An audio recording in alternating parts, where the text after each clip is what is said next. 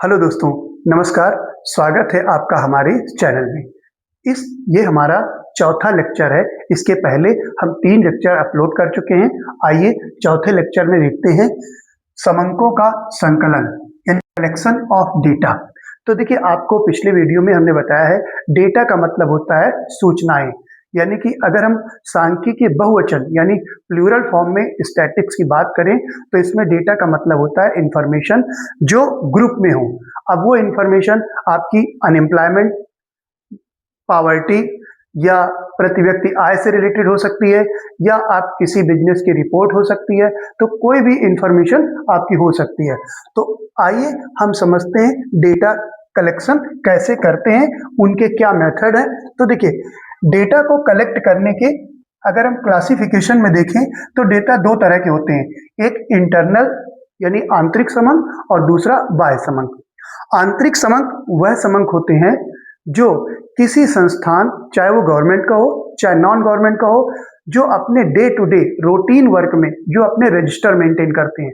तो जब कभी उस संस्थान को जरूरत पड़ती है तो वो अपने डेटा को कलेक्ट करती है। मान लीजिए कि आप कॉलेज में स्टडी करते हैं और कॉलेज क्या करता है, अपने रिकॉर्ड रखता है स्टूडेंट की। प्रतिवर्ष स्टूडेंट कितने एनरोल्ड हुए हैं, कितने पास हुए हैं, कितने फेल हुए हैं, कितने को स्कॉलरशिप मिली है, कितने को नहीं मिली है। तो जब कभी भी उनको ऐसी इंफॉर्मेशन जरूरत होती है तो वो अपने रजिस्टर को या बुक जो पब्लिश करते हैं उसको निकालते हैं और डेटा को यूज कर लेते हैं। तो इसे हम बोलते हैं इंटरनल डेटा। ठीक है।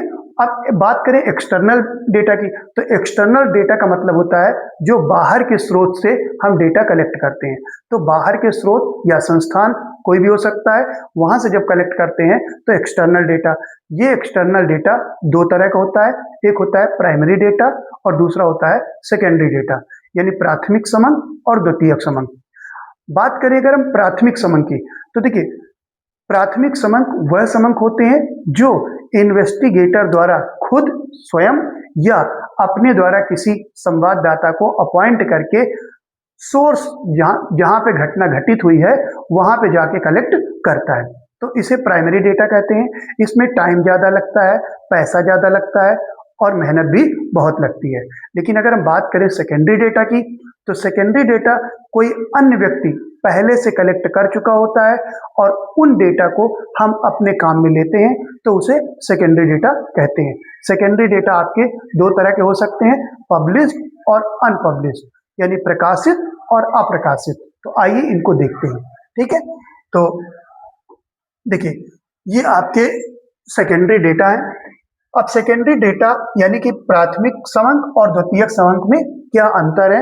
आपके एग्जाम में, चाहे बीबीए में हो या बीकॉम में हो या अन्य कोई भी एग्जाम हो जहां स्टैटिक्स आती है, तो ये वेरी इंपॉर्टेंट है। अक्सर एग्जाम में पूछा जाता है कि प्राथमिक समंक और द्वितीयक समंक में क्या अंतर है। आइए देखते हैं। तो देखिए, प्राथमिक समंक आपको बताया कि मौलिक रूप से प्रथम बार संकलित किए जाते हैं, कि इनको जो है फर्स्ट टाइम कलेक्ट किया जाता है। लेकिन सेकेंडरी डेटा किसी और के द्वारा कलेक्ट किए जाते हैं और इन्हें रिसर्चर यानी अनुसंधानकर्ता अपने काम में लेता है। ठीक है।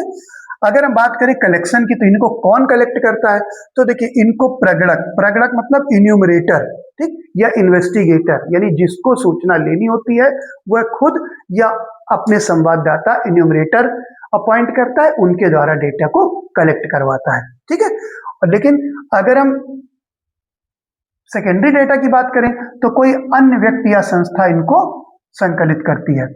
हम बात करें इसके उद्देश्य की, तो देखो, जो सर्वेक्षण, जो हमारा प्राथमिक डेटा होता है, इसका मुख्य उद्देश्य होता है किसी विशेष काम के लिए हम डेटा को कलेक्ट करते हैं। लेकिन प्राइमरी डेटा का उद्देश्य पहले से तय हो चुका होता है, हम किसी दूसरे के उद्देश्य से कलेक्ट डेटा को अपने में यूज करते हैं।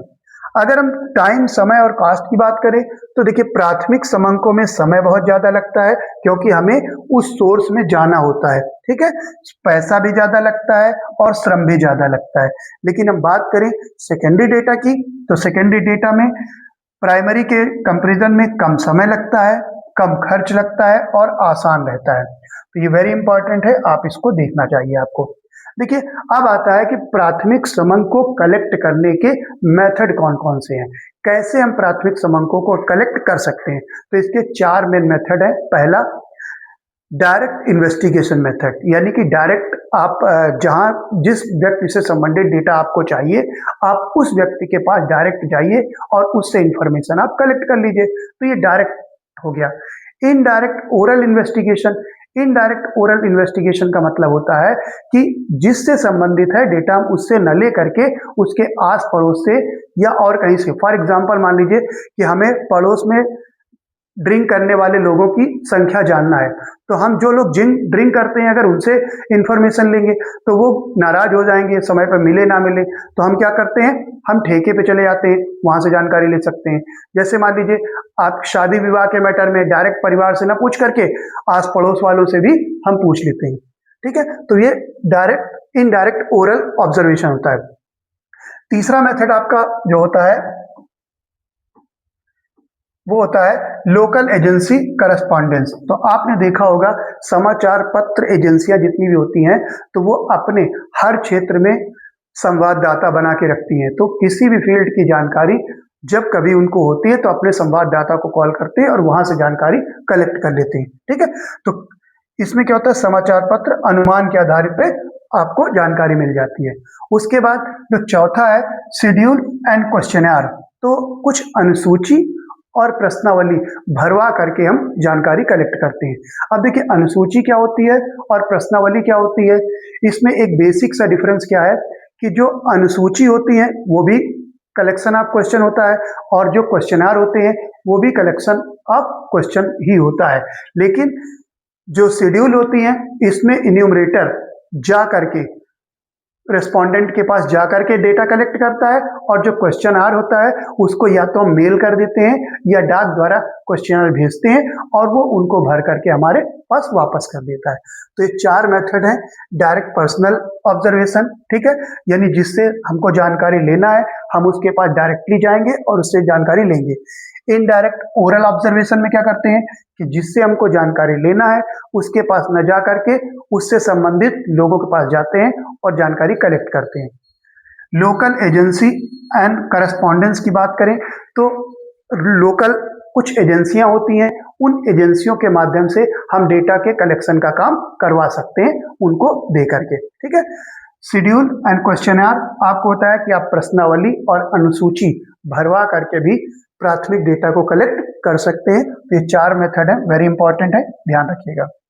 आइए बात करते हैं पहले मेथड के क्या प्रॉफिट और क्या लॉस है। तो देखिए डायरेक्ट ऑब्जर्वेशन मेथड यानी प्रत्यक्ष अवलोकन विधि अगर हम जानेंगे तो देखो इसके फायदे क्या है। पहली चीज तो हाई एक्यूरेसी, इसमें शुद्धता ज्यादा होती है।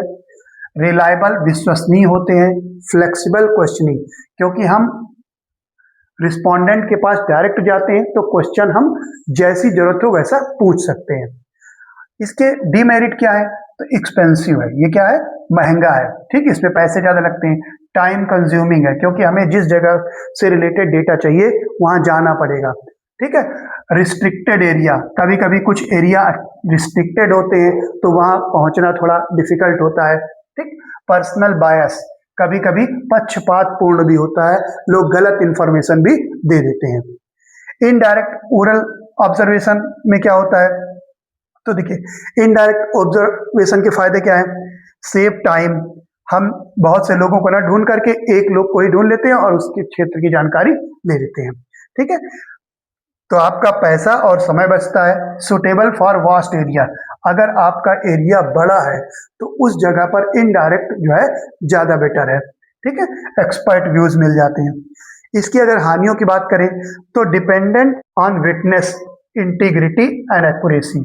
अब देखिए हमने किसी दूसरे से जानकारी ली है, अब जिसकी जानकारी ली है हो सकता है उसकी ना बनती हो तो कभी कभी वो गलत इंफॉर्मेशन भी दे देता है, तो ये हमारा लॉस है।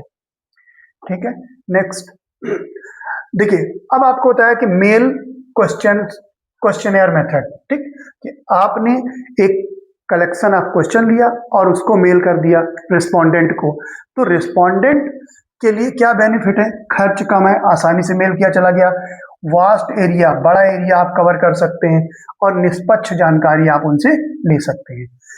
दोष क्या है कि जिन लोगों के पास आपने भेजा वो क्वेश्चन को सही समझ नहीं पाए तो अपूर्ण आंसर दे सकते हैं, कुछ उत्तर दिया कुछ नहीं दिया, अरुचि है, इंटरेस्ट नहीं है उनको, केवल इसको साक्षर लोग यानी कि जो पढ़े लिखे लोग तक ही सीमित है। तो ये इसकी लॉस है। अगर हम बात करें शेड्यूल की, ठीक है, तो शेड्यूल द्वारा जो हम अनुसंधान करते हैं तो शेड्यूल में शुद्धता की ज्यादा गारंटी होती है। निरक्षर लोगों से भी हम सलाह जो है जानकारी कलेक्ट कर लेते हैं। इसके दोष क्या है? लॉसेस अत्यधिक खर्चीली होती है और जो लोग इसको कलेक्ट करने जाते हैं उनको ट्रेनिंग की जरूरत होती है। ठीक है, तो ये आपके 4 मेथड अच्छे से याद रखना है। अब आपको बताता है कि कौन सा मेथड कब उपयोग करना चाहिए, कहाँ पर फायदा है। तो ये डिपेंड करता है कि आपका रिसर्च का उद्देश्य क्या है, क्षेत्र क्या है। ठीक है, तो देखो जैसे भरने वाला कौन है, ठीक, तो सबसे पहले अगर हम क्वेश्चनर को कौन भरेगा, तो क्वेश्चनर को सूचक, रेस्पोंडेंट, यानी कि जो सूचना देगा। ठीक है, 2 होते हैं, एक होता है रिसर्चर सूचना लेने वाला और एक होता है रिस्पोंडेंट सूचना देने वाला। तो इसको क्वेश्चनर को कौन भरता है? रेस्पोंडेंट, सूचना देने वाला। शेड्यूल को कौन भरता है? तो शेड्यूल को इन्यूमरेटर द्वारा सूचक यानी रिस्पोंडेंट से पूछ करके खुद उसकी उपस्थिति में भर लिया जाता है। स्पेस फॉर आंसर, तो इसमें क्या है कि ब्लैंक स्पेस दे दिया जाता है उत्तर के लिए और इसमें कभी दिया जाता है कभी नहीं दिया, जरूरत होती है तो देते हैं। हम बात करें अगर कंप्लीटनेस एंड एक्यूरेसी की, तो उत्तर अपूर्ण अशुद्ध होने की संभावना होती है।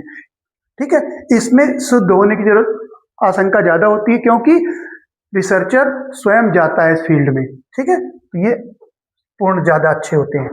उसके बाद डिस्पैच मेथड, इसमें क्या होता है कि सामान्यतः डाक द्वारा या मेल द्वारा दिया जाता है और इसमें क्या होता है कि पर्सनली इन्यूमरेटर रिस्पोंडेंट के पास जा करके डेटा को कलेक्ट करता है।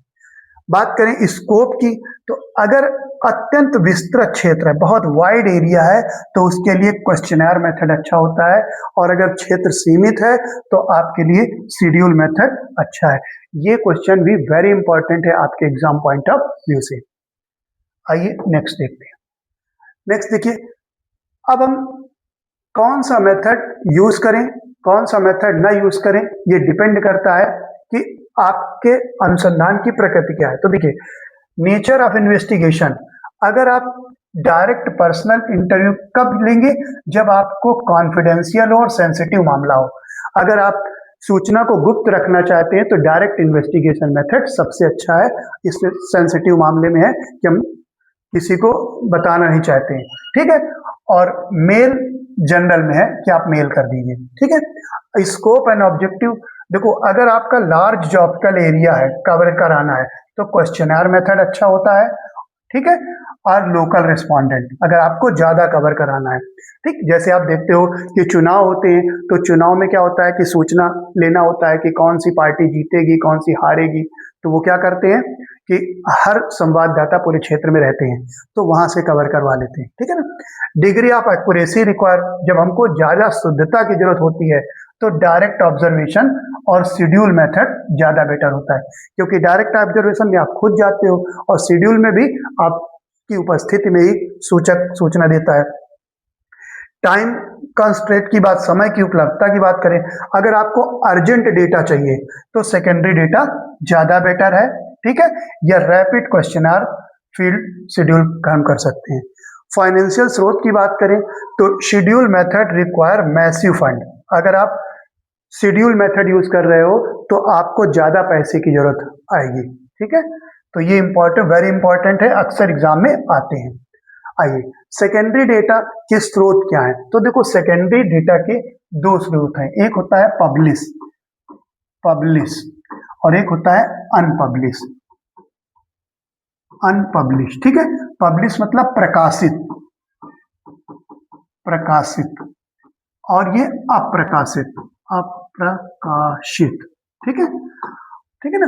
तो अगर हम प्रकाशित की बात करें, ठीक, पब्लिश, तो पब्लिश में क्या होता है कि विभिन्न विश्वविद्यालय में आप देखते हो कि जो लोग रिसर्च करते हैं उनकी रिसर्च जो वर्क होता है उसको पब्लिश कर दिया जाता है, तो वहां से कोई भी जानकारी आप ले सकते हैं। ठीक है, ये किसी और का रिसर्च है, आपको जरूरत है तो वहां से आप कुछ चीजें कलेक्ट कर सकते हैं। इसी तरह समय समय पर गवर्नमेंट की रिपोर्ट्स आती हैं। ठीक है, मिनिस्ट्री पब्लिकेशन लाइक एग्रीकल्चर जो मिनिस्ट्री है वो पब्लिश करती है, ठीक है। मैरीन नेविगेशन, तो समय समय पर गवर्नमेंट की बहुत सारी रिपोर्ट्स होती हैं, उसमें जो डेटा प्रकाशित होता है आप उसको यूज कर सकते हैं। इंटरनेशनल बहुत सारी अंतर्राष्ट्रीय संस्थाएं हैं, वो संस्थाएं प्रतिवर्ष जो है अपना डेटा इशू करती हैं, तो वहां से आप सेकेंडरी डेटा को ले सकते हैं, जैसे WHO है, FAO है और ILO है, ठीक है, वर्ल्ड हेल्थ ऑर्गेनाइजेशन, ठीक, international labour organisation, food agriculture organisation और बहुत से ऑर्गेनाइजेशन है। कमीशन एंड प्रेस, तो बहुत सारे आयोग हैं, जैसे उच्च शिक्षा आयोग, ठीक, प्लानिंग आयोग, तो बहुत सारे आयोग हैं, ठीक है। प्रेस हैं, तो वो अपनी पत्र पत्रिकाएं मासिक या समय समय पर देती रहती हैं, तो उसके द्वारा हम सेकेंडरी डेटा को निकालते हैं, ठीक। नेक्स्ट देखिए, अब अनपब्लिश्ड डेटा कौन सा होता है? तो अनपब्लिश्ड डेटा का मतलब क्या होता है कि जो काम हुआ है बट उसे पब्लिक के लिए पब्लिश नहीं किया गया। जैसे मान लीजिए कि आप किसी विश्वविद्यालय में हैं, आपने रिसर्च वर्क किया, रिसर्च का काम कुछ अधूरा है, कुछ बुक्स हैं लिखी जा रही हैं, अभी कंप्लीट नहीं हुई हैं, उनको भी पब्लिश नहीं किया, ये कंप्लीट है फिर भी पब्लिश नहीं किया, तो उनसे अगर आप डेटा लेते हैं तो अनपब्लिश्ड में आता है, ठीक है। तो अप्रकाशित शोध ग्रंथ, संस्थागत रिकॉर्ड, अप्रकाशित शोध आंकड़े जो केवल अभिलेखाकार में सुरक्षित है, ठीक है। अब इसके कुछ सावधानियां और सीमाएं आपको ध्यान रखना है कि जब कभी भी आप डेटा को कलेक्शन करते हैं तो agency reliability might be doubtful, कि जिन एजेंसियों के द्वारा आप डेटा का कलेक्शन करवाते हैं हो सकता है उनका भ्रामक अनुभव हो, है, या फिर ऑब्जेक्टिव यूनिट में डिफर, कि जिस उद्देश्य से हम काम कर रहे हैं और उनकी यूनिट में अंतर आ जाए, ठीक। इनएडिक्वेट सैंपलिंग मेथड, हमने जो सैंपल लिया है, नमूना लिया है, उसको पर्याप्त नहीं लिया है, जरूरत से ज़्यादा ले लिया है या कम ले लिया है, तो भ्रामक रिजल्ट हमको मिल सकते हैं। तो ये सारे आपके मेथड हैं। आई थिंक आपको अच्छे से समझ में आ गया होगा। अगर आपको ये पसंद आता है तो please like, share and subscribe. Thank you for watching.